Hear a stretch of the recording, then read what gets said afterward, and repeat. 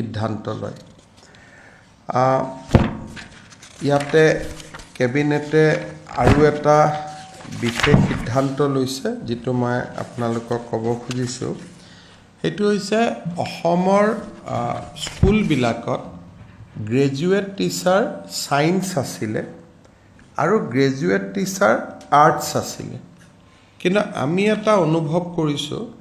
যে স্কুলসমূহত যদি অংকৰ এজন শিক্ষক নাথাকে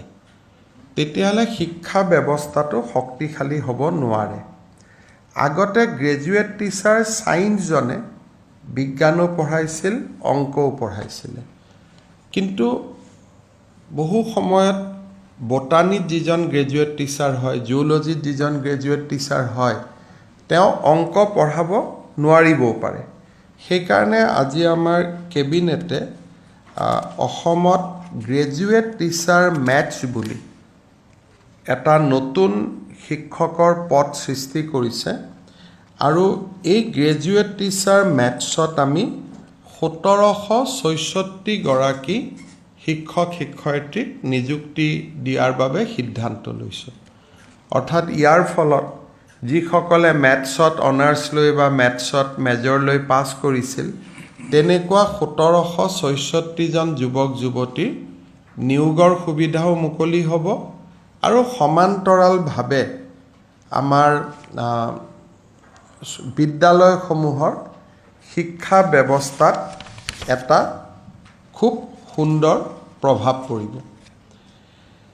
কেবিনেটত আৰু এটা আমি সিদ্ধান্ত লৈছোঁ যে ইমান দিনে আমাৰ 11খন পলিটেকনিক আৰু দুখন ইঞ্জিনিয়াৰিং কলেজ ইয়াত আমি আউটসোৰ্স হিচাপত তৃতীয় আৰু চতুৰ্থ শ্ৰেণীৰ কৰ্মচাৰীবিলাক লৈ আছিলোঁ এতিয়া আমি এনে ধৰণৰ 221টা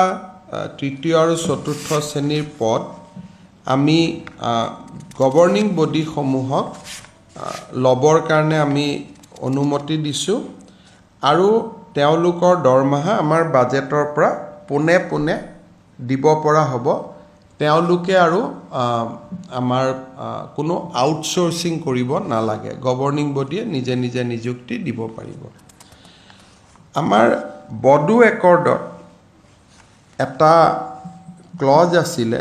যে বিটিআৰৰ সীমা শোণিতপুৰ জিলাৰ